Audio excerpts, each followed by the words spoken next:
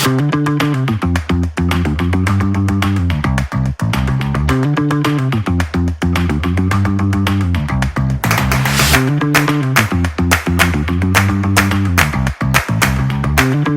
de la rareté, c'est nous accueillons encore des partenaires. L'éloge de la rareté, voilà, c'est le rendez-vous des acteurs des maladies rares et des handicaps rares. Merci à tous d'être présents. Nous allons avoir 3 temps durant cette session. Un premier sur l'actualité, un deuxième temps aujourd'hui sur un coup de projecteur consacré à l'épilepsie sévère, pharmacorésistante et les épilepsies rares. Et puis un troisième temps avec une documentation de notre documentaliste sur le thème. Je vais passer tout de suite la parole à Benjamin, qui va Ouais, vous présenter bonjour à l'actualité. toutes et tous. Donc, du coup, comme l'a dit Aurélie, ce webinaire est enregistré. Du coup, si vous le regardez sur la chaîne YouTube, dans les commentaires, on mettra tous les liens. N'hésitez pas à ceux qui sont présents là en direct à interagir, puisque l'idée, c'est que ce soit le plus interactif possible. Et on va commencer du coup par le premier temps sur les actualités. Donc, plusieurs actualités avec cet après-midi. Au siège des PEP 69, là où on est aujourd'hui, et en distanciel, on fait une restitution des différents groupes de travail qui a eu lieu sur la réécriture, la réactualisation du projet de l'équipe relais en Auvergne-Rhône-Alpes, puisque cette année, l'ensemble des 13 équipes relais fêtent leurs 10 ans d'activité. Donc l'idée, c'était aussi voilà, de réécrire, reformaliser nos modalités de coopération, en sachant qu'une des particularités sur la région, c'est qu'on est sur une gouvernance partagée avec plein d'associations, tant des associations qui sont dites non gestionnaires d'établissements médico-sociaux, comme l'association EPIC, qui est une association de familles concernées par l'épilepsie sévère, des associations aussi sur des maladies rares, Huntington, Prader-Willi, des associations comme les PEP 69 ou Itinova ou Voir Ensemble qui gèrent des établissements et des services, puis aussi des filières maladies rares ou des institutions comme la MDPH, notamment de la métropole de Lyon. Voilà. Donc cet après-midi, on va faire une restitution de ces différents temps d'échange. On vous enverra, enfin voilà, vous avez dû recevoir ou on vous remettra dans le commentaire les liens pour se connecter. Après, on enverra tout ça pour voir comment définir ensemble une feuille de route, voilà, un plan d'action à l'horizon 2030. Euh, une autre info, c'est que le, le 29 janvier dernier, on a fait une restitution, une avant-première d'une web série qui va sortir a priori voilà, au printemps, début mars, sur une mobilité professionnelle avec des fonds de l'Union européenne, où une partie de l'équipe et avec des partenaires, on a été 13 Français à partir en Suède pour voir comment se passait la question de l'autodétermination pour des jeunes Suédois. Donc voilà, on vous partagera tout ça également sur le site internet. Et une dernière information qui est en lien avec la communication. Ben on va passer directement au deuxième temps de ce webinaire avec le coup de projecteur. Et aujourd'hui, le thème abordé est le sujet de l'épilepsie sévère, tant de faire un point sur la définition de quoi on parle, sur les réponses qui sont proposées tant au niveau de la région mais au niveau national, avec deux partenaires que l'on remercie, qui sont l'association EPI, avec plusieurs représentants, dont Françoise Thomas Vialette qui prendra la parole, qui va nous présenter, et également le Centre national ressources sur les handicaps rares, phare, avec son directeur, Émeric Audio, qui est également présent. Donc, ce que je vous propose, c'est de vous passer la parole directement avec un début par Françoise Thomas Vialette. Et je veux bien le partager PowerPoint, s'il vous plaît. On va partager, ouais. Voilà, donc, la première fois, je me présente. Je suis donc Françoise Thomas-Vialette. Pourquoi je me préoccupe de l'épilepsie sévère? Simplement parce que ma fille aînée, qui a 41 ans, a une épilepsie sévère depuis sa première année de vie. Donc, ça nous a amené à créer les solutions qui n'existaient pas pour elle au fil de sa vie. Et si je me concentre uniquement sur l'épilepsie et l'épilepsie sévère, on a créé l'association EPI en 2003 quand elle est devenue adulte et qu'on a vu que tous les établissements médico-sociaux de l'Isère la refusaient à cause de son épilepsie sévère, avec le protocole qui à l'époque était du Valium intrarectal. Donc l'association EPI a fait créer 2 foyers d'accueil médicalisés spécifiques épilepsie sévère. Aymeric vous en reparlera quand il vous présentera les ressources sur la région. Et on a créé la Fédération EFAP Épilepsie au niveau national pour que l'État, les plus de instances de l'État comprennent que l'épilepsie n'était pas qu'une maladie, mais aussi pouvait générer des situations de handicap. Et du coup, on a été sollicité par des établissements médico-sociaux pour former leurs professionnels. Je l'ai fait d'abord à titre bénévole en parallèle avec mon boulot d'ingénieur physicien électronicien. Ça rentrait plus dans mon agenda. Donc, en 2017, j'ai créé l'organisme formation EpiPair pour vraiment former sur comment on accompagne une personne épileptique dans son travail, dans sa vie de tous les jours. Voilà, je veux bien la slide d'après. Et effectivement, ah oui, c'est mieux comme ça. Donc, en fait, on va utiliser différents termes. On peut parler d'épilepsie grave ou sévère d'un point de vue médical, épilepsie sévère, épilepsie rare. Et c'est très clair qu'il y a besoin de clarifier les choses pour que les gens s'y retrouvent. Avoir accès à l'affection longue durée, donc la prise en charge 100% de ces médicaments, c'est une décision médicale, c'est une épilepsie grave, ça veut dire grosso modo qu'elle a besoin, c'est une maladie chronique avec des traitements qui peuvent être coûteux et habituellement toute la vie, puisque c'est une maladie qu'on ne sait pas guérir, sauf si elle guérit dans de rares cas spontanément ou si on peut opérer en supprimant la lésion qui crée les troubles. Un certain nombre d'épilepsies graves sont des maladies rares.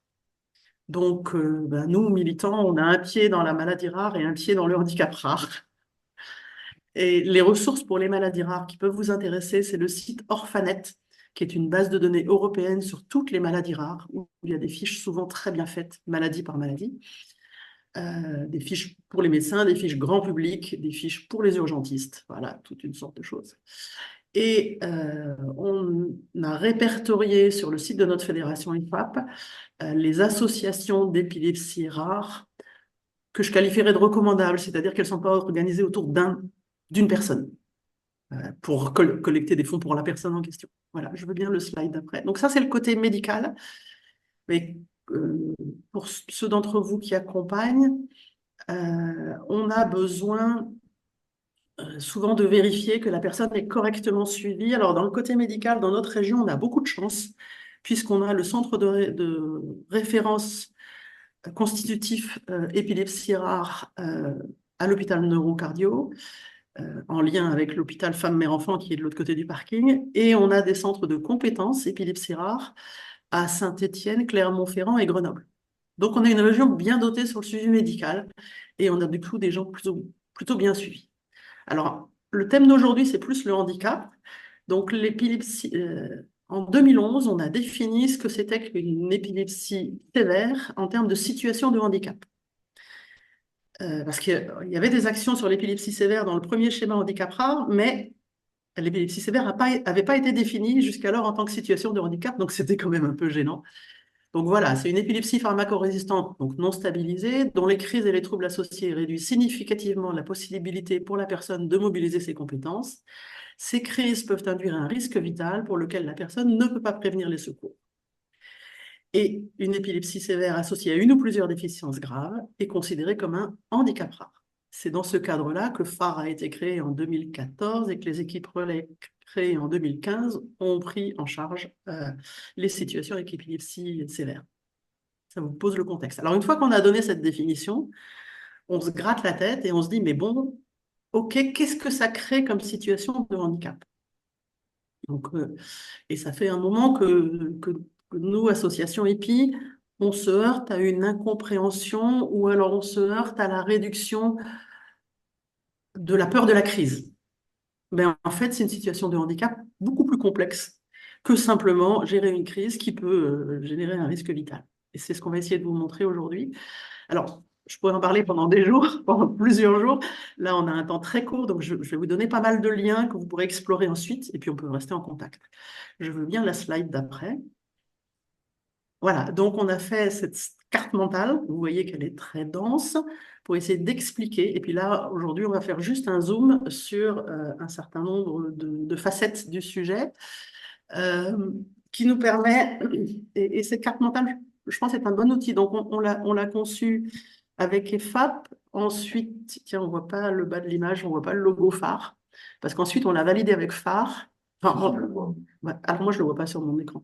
On l'a conçu donc avec des bénévoles EPI, et ensuite, on l'a validé avec phare et avec la fédération EFAP, donc avec près de vingtaine d'associations qui représentent environ 3000 personnes en France.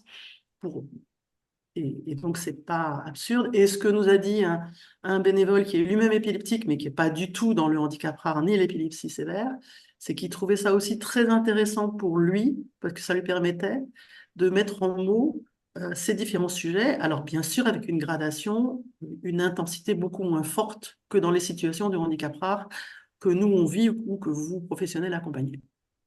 Voilà. On va faire un zoom sur différentes parties. Voilà. Donc, la première chose à laquelle on pense tous, c'est cette notion de danger, qui est d'ailleurs dans la définition de l'épilepsie sévère, puisque la personne a des crises avec un risque de mortalité, morbidité, et ne peut pas prévenir. Alors, c'est quoi ce danger? C'est le fait que la crise est imprévisible. La racine grecque de l'épilepsie, epilembeiden, ça veut dire attaquer par surprise. Le post-crise peut être dangereux aussi, et souvent on l'oublie, avec des déambulations incontrôlées, des comportements complètement inadaptés.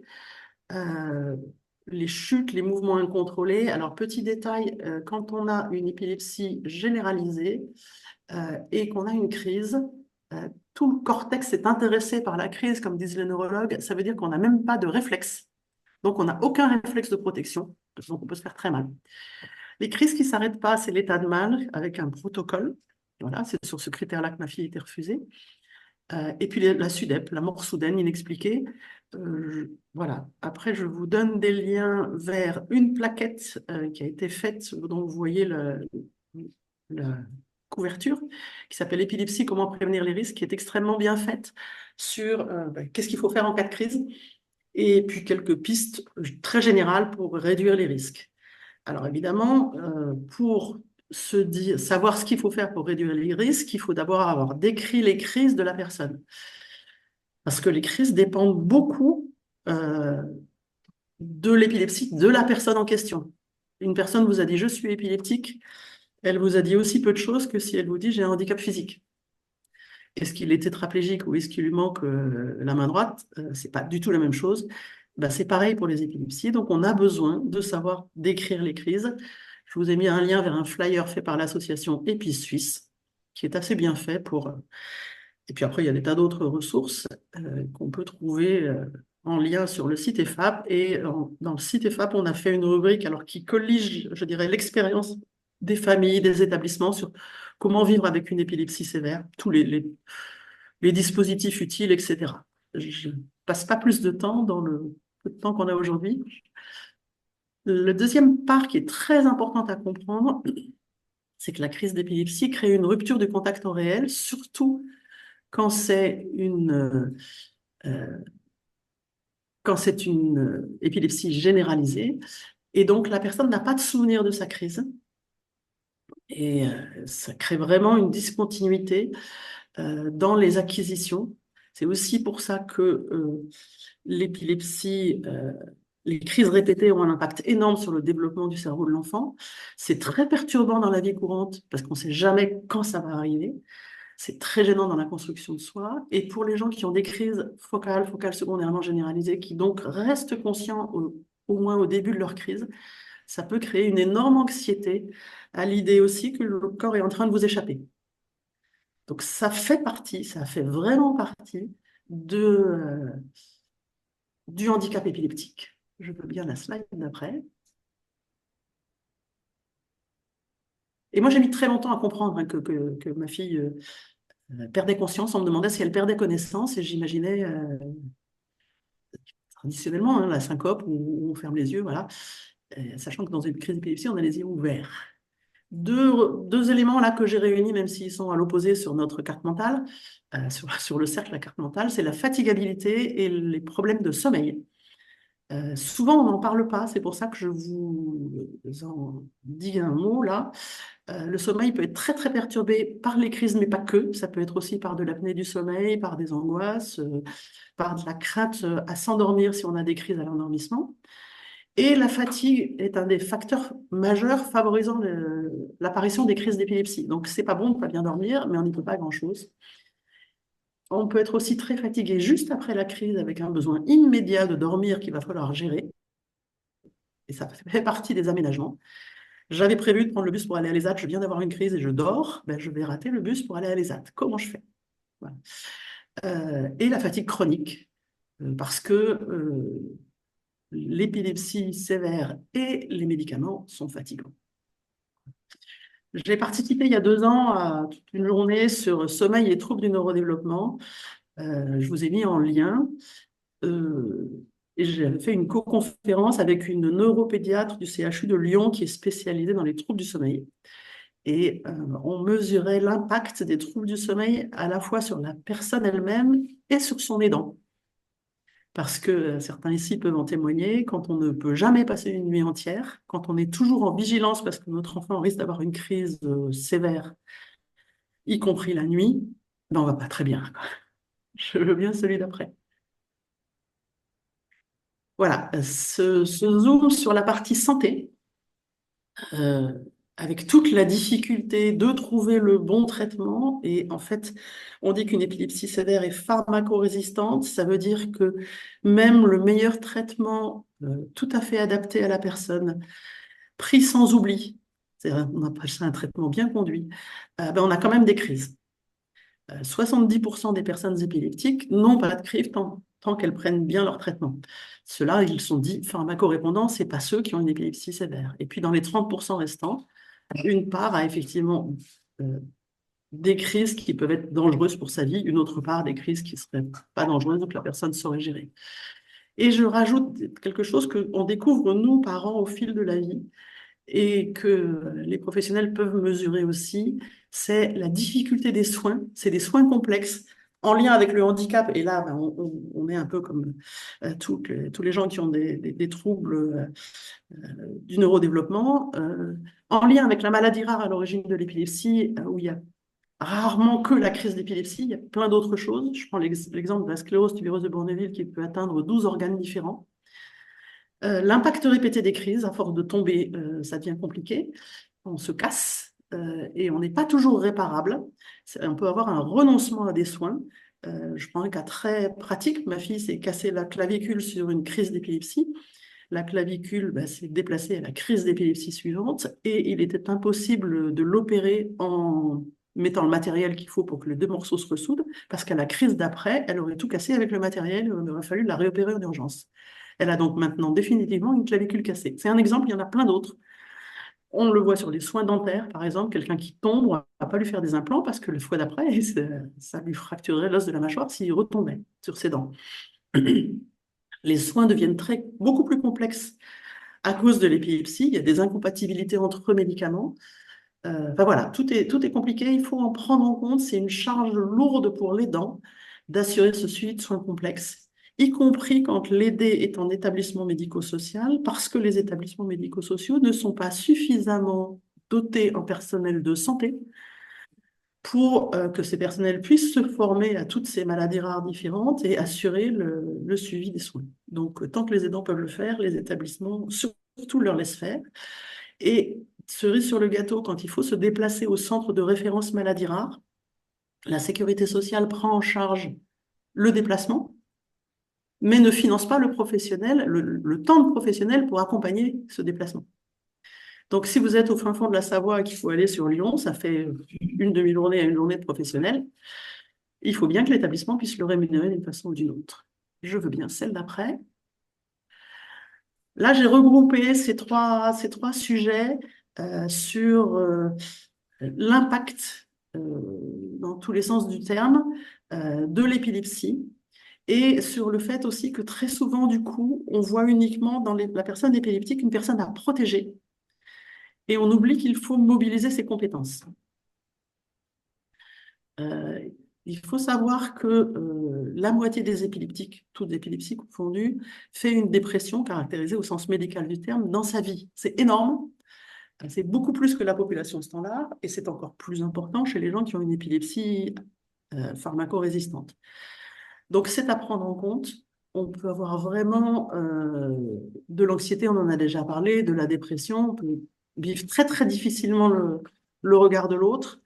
Des jeunes épileptiques moins lourdement handicapés le disent et disent avoir vraiment vécu du harcèlement en milieu scolaire. Voilà. Et puis, dans notre truc jaune au milieu, l'autodétermination est un sujet important, hein. Et comment on s'autodétermine quand on dépend d'un tiers pour assurer sa sécurité et quand il y a, je dirais, le pouvoir surplombant médical. Comment on peut participer au choix, etc. Donc ça, c'est des choses qu'on a un petit peu travaillées sur l'éducation thérapeutique du patient, comment faire que ces personnes en situation de handicap comprennent et puissent dialoguer avec leur neurologue. Il y a des outils sur ça et c'est important de le faire. Et donc là, j'ai participé à l'enregistrement de 2 podcasts avec François Bernard du GAPAS qui seront publiés à partir de lundi prochain. Donc sur ces sujets, effectivement, de autodétermination quand sa sécurité doit être assurée par quelqu'un d'autre qui va prendre des décisions qu'on ne maîtrise pas puisqu'on peut strictement rien lui demander pendant la crise, et sur autodétermination et pouvoir médical, enfin pression de ces maladies compliquées. Je veux bien le suivant.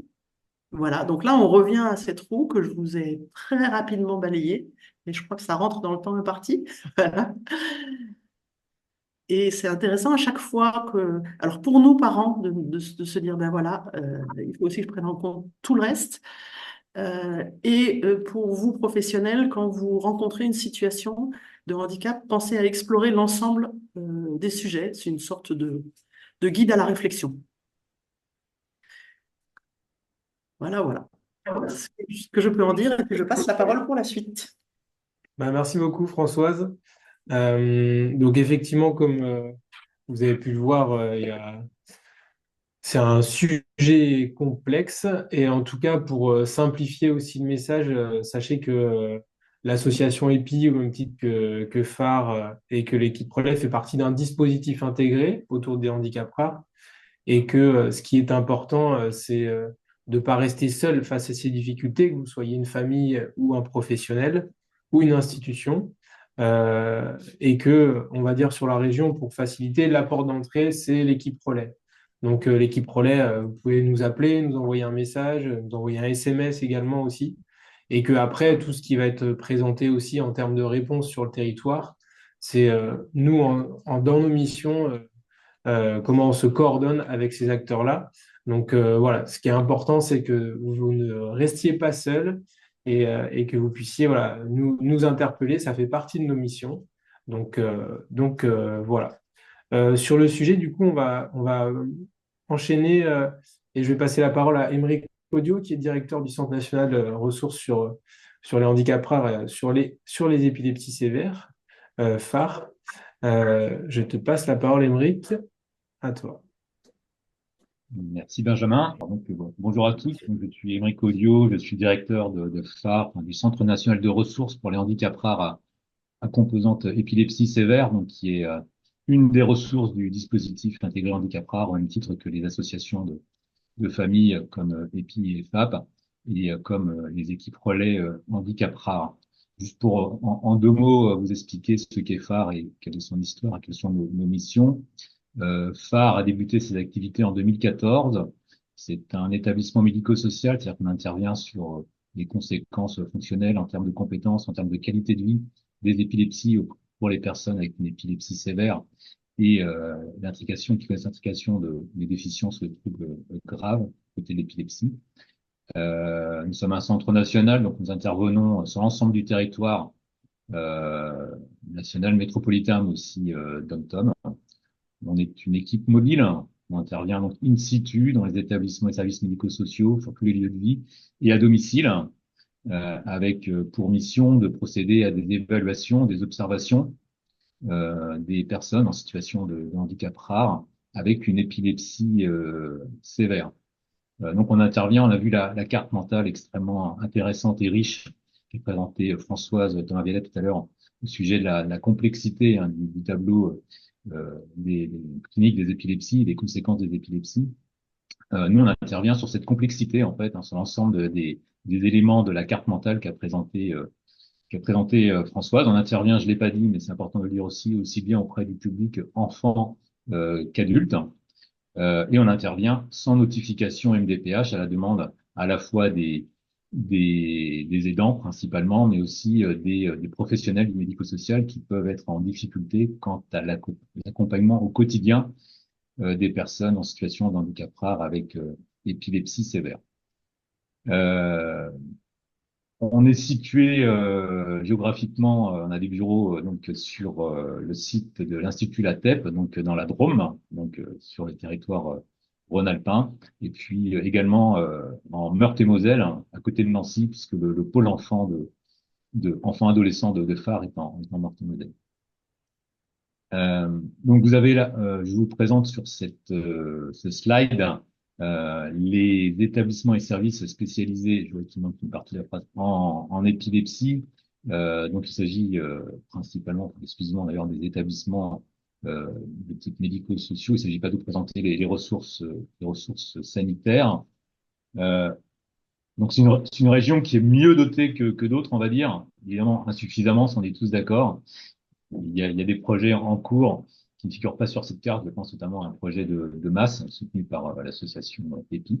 Je crois aussi à un projet de dispositif ou de ressources de répit pour les aidants et les personnes. Mais voilà, on a quand même quelques établissements et services spécialisés épilepsie en Rhône-Alpes, en Auvergne-Rhône-Alpes. Pour le secteur enfant, donc on a un CESAD, Simone Veil, qui est à Vénissieux, donc en banlieue de Lyon, qui a 22 places, qui a une spécialité au-delà de l'épilepsie sur les questions, sur les profils de personnes avec des TSA, des polyhandicaps et des déficiences intellectuelles. On a également un IME pour le secteur enfant qui est à Villard-de-Lans, donc dans le Vercors, tout là-haut, donc qui accueille des personnes âgées de 6 à 20 ans, qui a 46 places, dont 35 en internat de semaine et 8 en internat 365 jours, donc ce sont des places handicap rares, et puis il faut ajouter également 3 places en accueil temporaire. Donc ça, c'est pour l'IME Les Violettes à Villard-de-Lans. Pour le secteur adulte, donc il y a un EAM donc à Saint-Joire, à côté de Grenoble, qui a 42 places dont 2 en accueil temporaire et qui recrute sur l'ensemble du Rhône-Alpes. Donc c'est un établissement dont la création a été soutenue, initiée par EPI. On a également un EM qui s'appelle Passerelle de la Dombe, donc, qui est à Tramois dans l'Ain, qui lui a 42 places, dont 2 en accueil temporaire, et qui recrute également sur la région Rhône-Alpes. Et puis on a l'Institut Latep, qui lui dispose à la fois de femmes pour 80 places, d'une masse de 39 places, de foyers appartements, de foyers d'hébergement, et puis qui a également un dispositif sanitaire qui s'appelle le CLÉ. En ambulatoire, pas plus ambulatoire, il y a en Savoie, à Annecy, Épicentre, qui est une équipe ressources, c'est-à-dire une équipe mobile à la fois sanitaire et médico-sociale, et qui intervient exclusivement sur le territoire de la Haute-Savoie, auprès de personnes en situation de handicap rare avec épilepsie sévère. Et puis il y a également un SAVS à la TEP, donc, qui est un service de 30 places. Vous retrouvez toutes ces informations relatives aux établissements et services médico-sociaux disponibles sur le territoire, sur le site de Phare. Il y a un onglet CNDE, qui est le collectif des établissements spécialisés épilepsie, sur lequel vous trouvez toutes les ressources avec le détail, beaucoup plus de détails que ce que je viens de vous exposer, relatif à ces établissements et services. Voilà pour ce qui est du tableau. J'ai oublié de citer qu'il y a également un collectif qui s'appelle le CORA, qui est un collectif qui réunit l'ensemble des acteurs concernés par l'épilepsie sur la région Auvergne-Rhône-Alpes. Donc, quand je dis l'ensemble des acteurs, c'est à la fois les associations de famille, les neurologues, les professionnels du sanitaire, les professionnels du médico-social et les chercheurs, des personnes, je pense. Donc c'est un collectif qui permet de travailler ensemble sur les dynamiques et les initiatives à conduire sur notre territoire pour soutenir les initiatives au service des personnes en situation de handicap, en tout cas avec une épilepsie, non une épilepsie sévère. Euh, voilà, juste pour pouvoir vous dire aussi que vous avez donc notre site phare qui est indiqué là sur le slide. Vous pouvez consulter, vous avez notamment une riche ressource en documentation avec parmi toutes les ressources disponibles des Padlets qui vous donnent des informations assez complètes enfin, des ressources assez complètes, accès à des ressources assez complètes sur les différents enjeux ou facettes du parcours de vie des personnes avec une épilepsie sévère. Et puis vous avez des informations sur différents projets qu'on porte, notamment les communautés de pratique handicap et épilepsie, dont une est en train de se développer, de se déployer sur l'initiative d'Épicentre, que je citais tout à l'heure en Haute-Savoie. Donc une communauté de pratique épilepsie et handicap, dont le champ d'intervention est la Haute-Savoie. Voilà pour les ressources.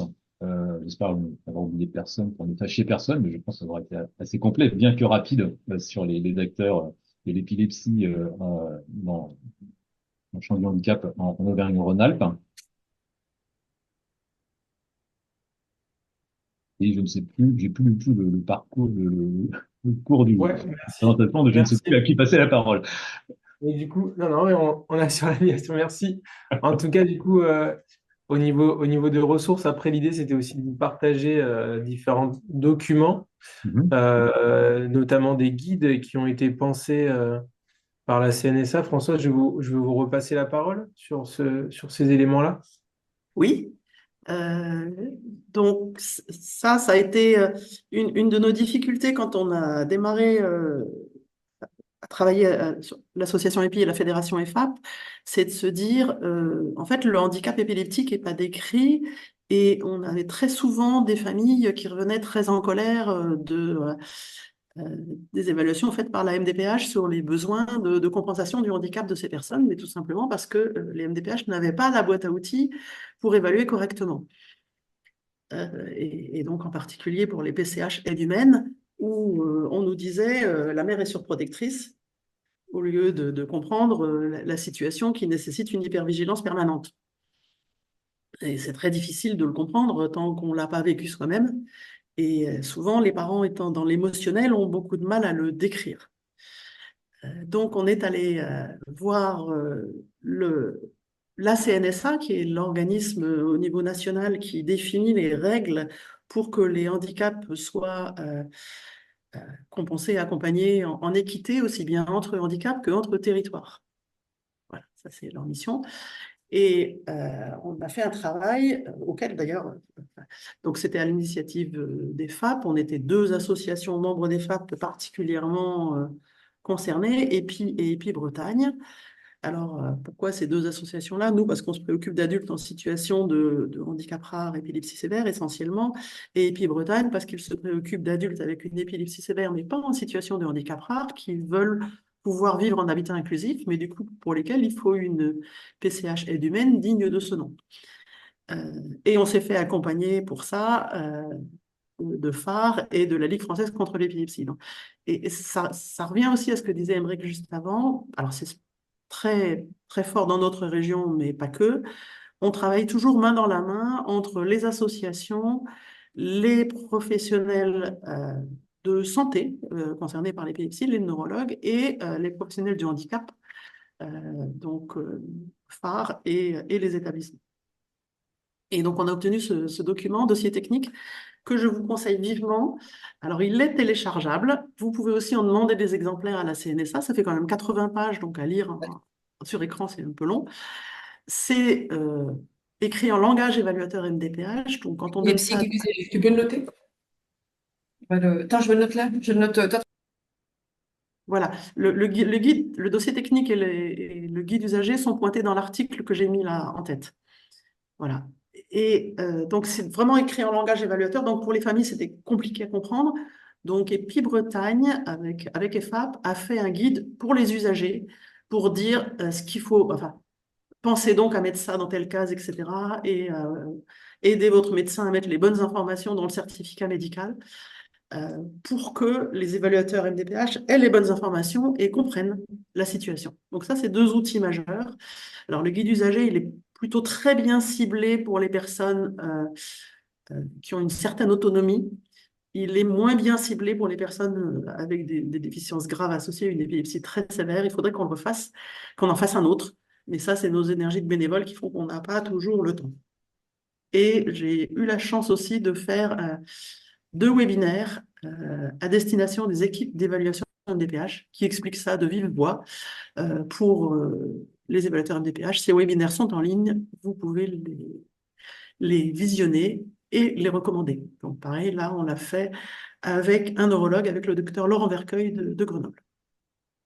Voilà, sur les ressources. Je crois que j'avais autre chose après. Oui, après, du coup, on va mettre aussi en lien avec des témoignages de vie aussi. C'était par rapport à ça, un film aussi.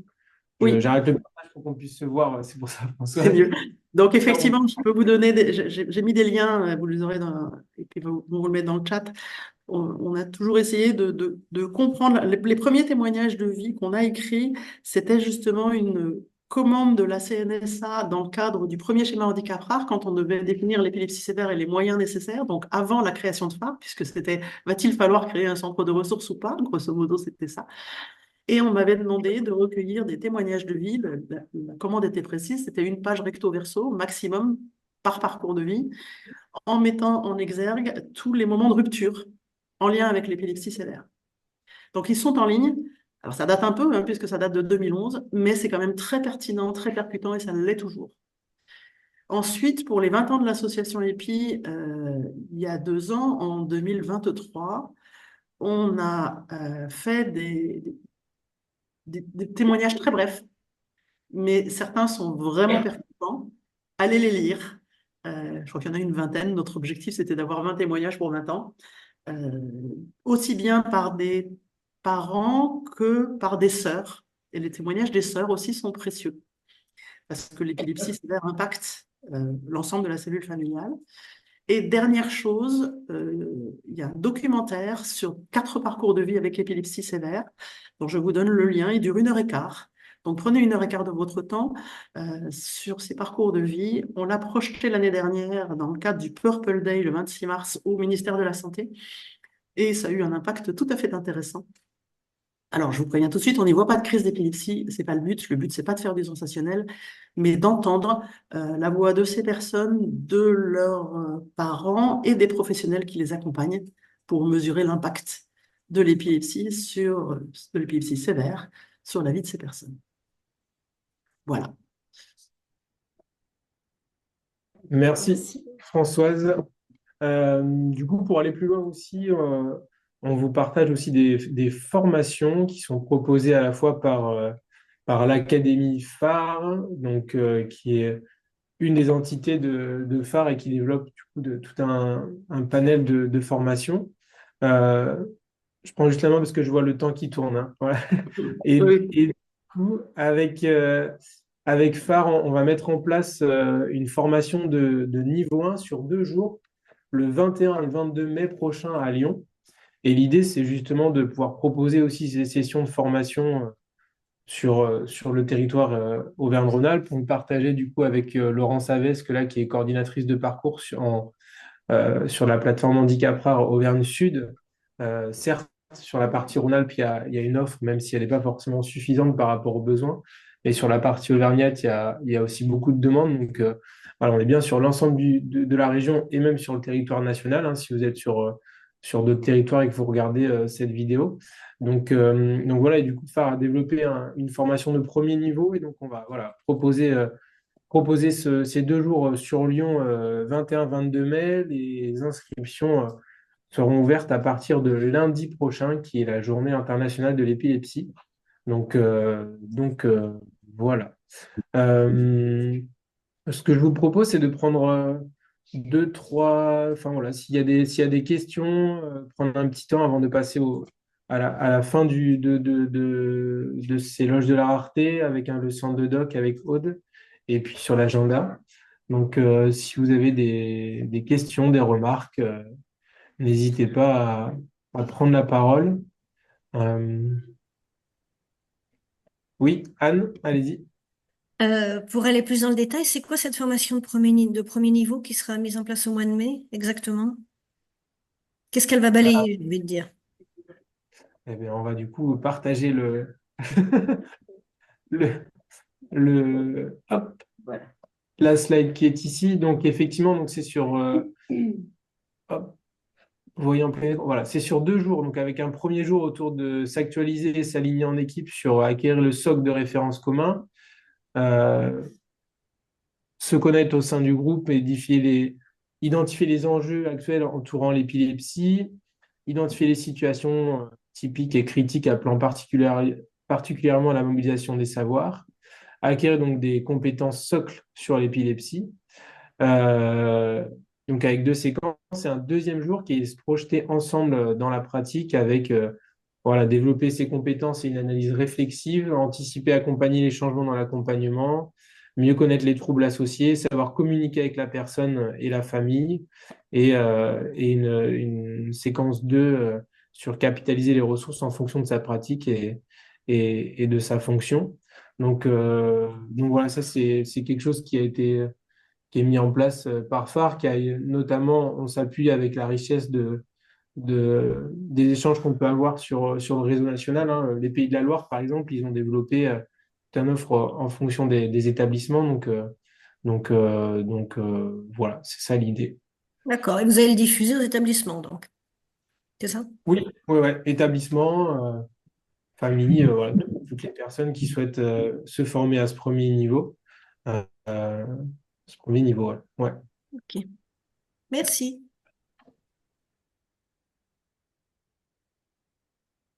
Il y a Je pense d'autres questions, qu'il réactions? y a Ouais, effectivement un vrai besoin de former les personnes pour aller au-delà du stade j'ai peur de la crise et je veux savoir quoi faire en cas de crise, parce que souvent la demande s'arrête là et c'est beaucoup plus complexe. Après, il faut s'adapter au temps dont disposent les établissements. On sait que les budgets formation en ce moment ont beaucoup rétréci. Mais, et on sait aussi que la formation ne suffit pas, qu'ensuite, c'est bien de pouvoir, que les professionnels puissent discuter avec des collègues qui ont une expertise de terrain, voilà, sur comment je fais dans telle situation, etc. Mm. Mais ça, ce que vous soulignez, François, c'est vrai que là, c'est une première étape et phare a développé vraiment une expertise sur les communautés apprenantes pour éviter justement que ces formations, on va dire, en 2 jours de formation, puis après, les personnes qui sont formées ou sensibilisées ont des difficultés à le mettre en place en retournant dans leur pratique du quotidien dans les établissements. Donc ça, c'est vraiment une première étape pour se dire, après la suite, il y a des niveaux 2 et comment on peut être aussi accompagner aussi les établissements à développer la fonction ressources, qui est aussi un grand enjeu dans l'évolution de l'offre.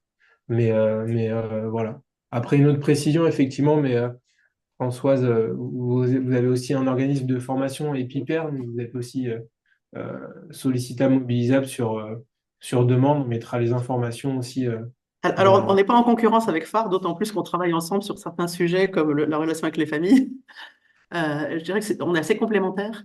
Nous, EpiPair, on fait surtout des formations dans les établissements très adaptées à leurs demandes. Par exemple, on a développé un module de 2 heures pour les chauffeurs à la demande d'APF Entreprises qui transportent beaucoup d'enfants avec des épilepsies et les chauffeurs étaient inquiets.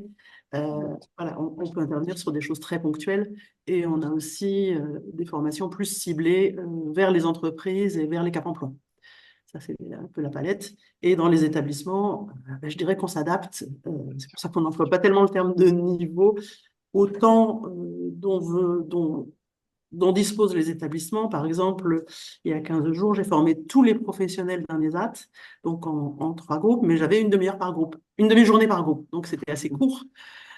Mais ça permettait, ils ont préféré ça pour que tous leurs professionnels aient la même culture vis-à-vis de l'épilepsie, plutôt que de former 2 jours 2 personnes et qu'ensuite ces personnes ne réussissent pas à, à impulser le changement dans l'établissement. Voilà, donc c'est assez complémentaire et on peut trouver un peu tous les formats.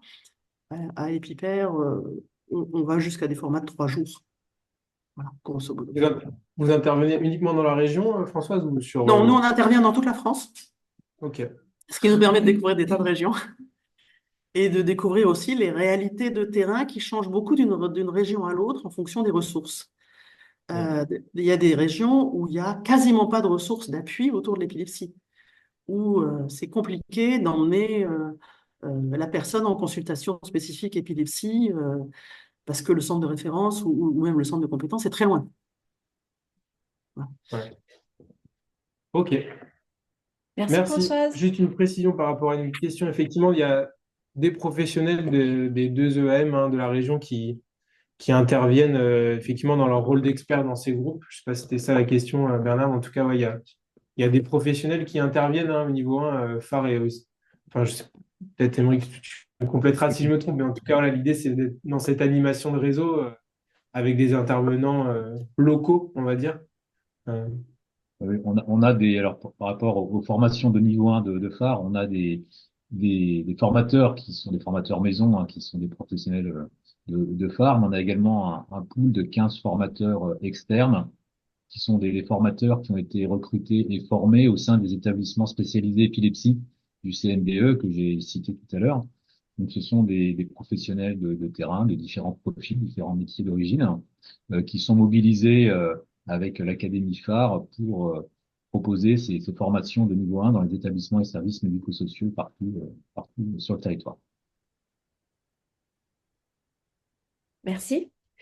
Il est 9h53. Je vous propose qu'on passe la parole à Aude de Laverne, qui est la documentaliste de l'équipe Relais Handicap Rare Aura, pour nous présenter voilà, certaines revues et certains ouvrages sur le thème de la journée. Alors en fait, je voulais commencer par vous présenter le travail vraiment remarquable du Centre de ressources documentaires de phare, dont Eric Audio a donc commencé à parler tout à l'heure. Notamment toute une sélection, un ensemble de sélections thématiques avec des documents qui ont été choisis avec soin sur plein de thématiques, évidemment en lien avec l'épilepsie, à la fois des fois des informations très courtes pour une première information sous forme de brochure, une sélection de guides de bonnes pratiques, de recommandations, des sélections par rapport à l'aménagement de l'habitat, le sport, le travail, la vie intime, affective et sexuelle. Des sélections aussi par rapport à certains syndromes qui sont concernés par l'épilepsie, comme le syndrome de Dravet, d'Angelman, Lennox-Gastaut, etc. Des supports aussi pour expliquer l'épilepsie aux enfants. Donc, dans le chat, je vais vous mettre je suis partie du chat. Je vais vous mettre le lien vers le portail documentaire de phare où vous trouverez également des bibliographies thématiques, les revues de presse, des fiches thématiques. Voilà. Et après, quand vous interrogez le portail documentaire, du coup, il y a vraiment plein de ressources spécialisées, accessibles avec aussi un service de prêt. Pour retourner sur le centre du coup de documentation de l'équipe Relais, donc je vous ai fait une présentation, enfin une sélection, mais beaucoup trop importante vu le temps imparti.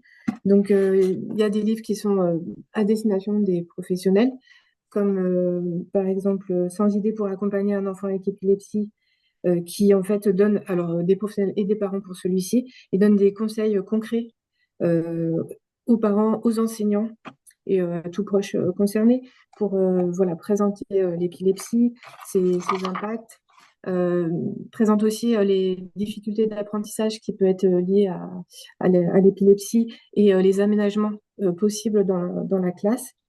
Et après aussi tout ce qui va être le soutien émotionnel de l'enfant par rapport aux questions d'estime de soi notamment.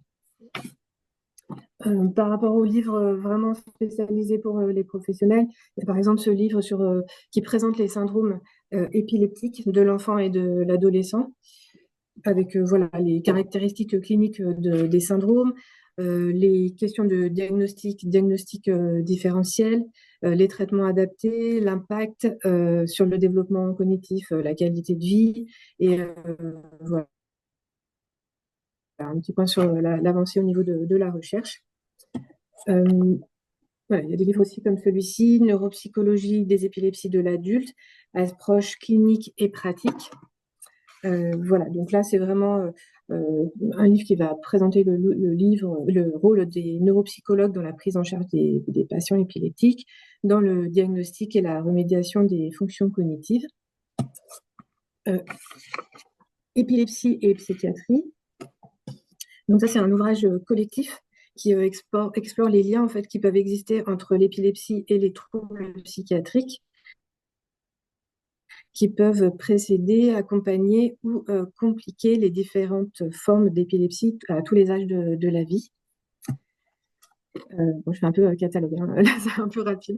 Il y a par exemple également ce livre d'Olivier Dulac sur épilepsie et développement cérébral, qui a eu son parcours professionnel en tant que neuropédiatre auprès des enfants avec épilepsie, et qui voilà, fait un peu un historique en fait, des découvertes au fur et à mesure par rapport à l'épilepsie et son travail avec les familles.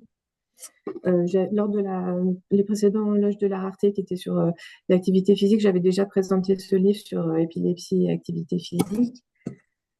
Parmi les livres pour les parents, il y a par exemple celui-ci, L'épilepsie chez l'enfant, conseil de vie au quotidien.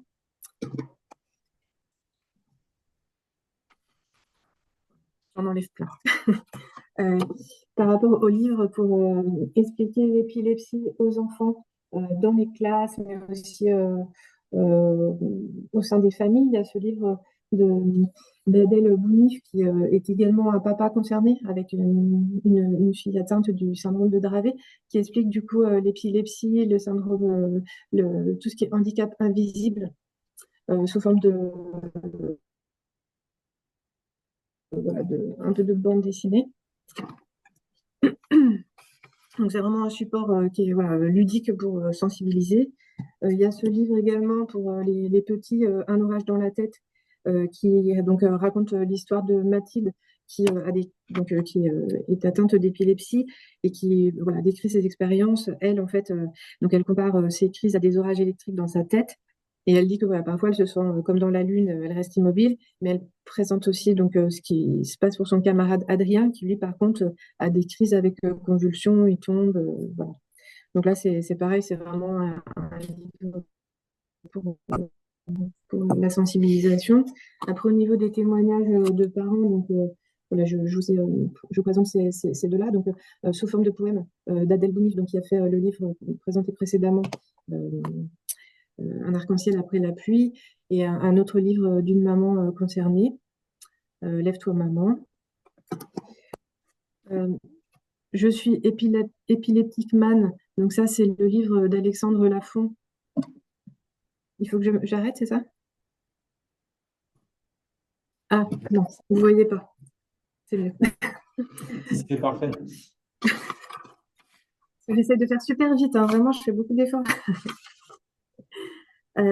Donc ça, c'est un récit autobiographique donc d'un jeune homme épileptique. Voilà, c'est un livre qui se lit très facilement. Il utilise beaucoup l'humour. Voilà, il est très optimiste. Et en fait, il est passionné de science et il a été youtubeur et il a fait plein de vidéos pour essayer de déconstruire plein d'idées reçues, de préjugés par rapport à l'épilepsie et aussi apporter une matière valide au niveau scientifique. Et voilà, dans son livre, du coup, bah, il retrace son quotidien, ses expériences, des fois des expériences assez négatives, mais voilà, il le fait toujours avec optimisme et humour. Et pour finir, c'est voilà, deux fictions. Donc Le Pirate dans la Lune, qui est une fiction, mais qui est inspirée de la vie réelle. Donc c'est Odile Moiria voilà, qui a écrit ce livre où on suit Jules, du coup, qui est épileptique depuis l'âge de 2 ans, pardon. Et Alaska, donc voilà, ça c'est un roman jeunesse où on suit l'histoire d'une amitié entre deux personnes. Parker, qui est une adolescente qui vient de vivre un épisode traumatique, et Sven, qui est un garçon épileptique. Et il y a toute une histoire autour d'Alaska, qui est en fait un chien qui au départ était à Parker, la jeune fille, et qui en fait va devenir le chien d'assistance d'Alaska. Voilà, enfin, c'est très agréable à lire. Donc j'enchaîne. Vas-y, Aude, vas-y, finis. J'ai fini mon centre de doc, hein, j'enchaîne avec l'agenda. Bravo. Merci. Ouais, les gens s'inquiétaient de ton débit de parole. C'est bien du réel, c'est pas en accéléré. Voilà, Aude a développé une grande capacité à expliquer un centre de documentation. En tout cas, n'hésitez pas, hein, sur le portail doc, et puis on reste joignable. Mais en tout cas, c'est vrai que c'est vraiment super de pouvoir avoir là-dessus. Puis vous faites partie aussi, Aude et Stéphanie, d'un réseau des documentaires au niveau du réseau national, et c'est vrai que c'est une vraie richesse. Il est 10h02, du coup, on va passer au dernier temps, du coup, très rapide. Je peux juste poser une question, Benjamin? Oui, oui, allez-y, Anne, allez-y. Pour le pré-Aude, il faut absolument se déplacer dans vos locaux ou vous pouvez envoyer les documents? Non, il n'y a pas du tout besoin de se déplacer dans les locaux. Enfin, moi, ça me fait toujours plaisir de recevoir les gens. Mais par contre, oui, je peux envoyer par la poste. L'envoi, c'est à la charge de l'équipe relais. Par contre, le retour, c'est à la charge de l'emprunteur. Ok. Voilà. Et après, la durée de prêt peut s'adapter aux besoins, parce qu'évidemment, en plus, quand on envoie par la poste, c'est toujours un peu plus long. Donc,